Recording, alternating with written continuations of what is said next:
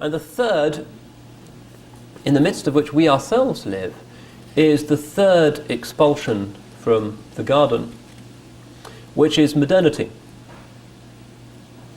The expulsion from beauty into a desert of machines.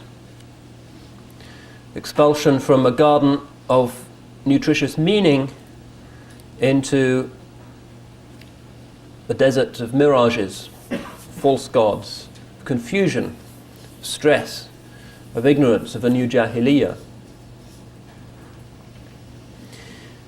And it's the nature of the third fall that it is not yet resolved. However, and this is particularly vital for those of us who feel weighed down by the experience of the objective material triumph of modernity and the objective defeat of the sacred civilization of Islam, that we should see it in terms of this historic pattern of cycles. That Allah subhanahu wa ta'ala's essential nature is rahmah. Kataba ala nafsihi rahmah.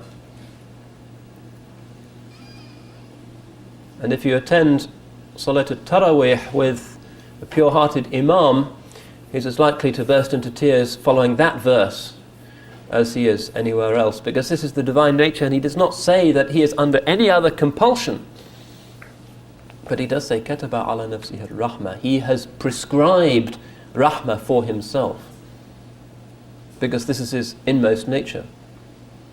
The first name which he chooses for himself in his final revelation is the Rahman, and the second is the Rahim.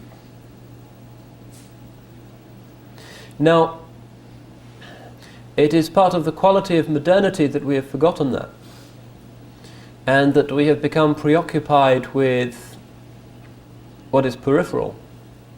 And we forget that everything in history and everything in geography and everything in the world is merely, however dimly we ourselves as fallible human entities may perceive it, is an expression of the pure rahmah of Allah subhanahu wa ta'ala, because that is His essence. Everything else is one of the a'rad, is contingent, fleeting, passing, necessary given the diversity of the created order.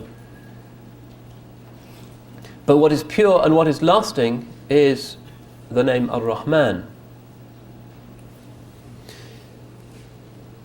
In the hadith we learn that Allah has 100 mercies, one of which He has sent down to earth, by which human beings and animals, other creatures, have mercy to one another. يَتَرَاحَمُونَ بِهَا. And He has stored up 99 mercies by which He will show mercy to His believing bondsmen on the Yawm al-Qiyamah. And the theomorphic nature of the Rasul alayhi salatu wasalam is shown no more clearly in his quality of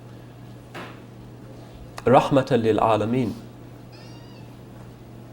The name of God to which he is most directly attached is the essential name of God, which is the divine rahmah.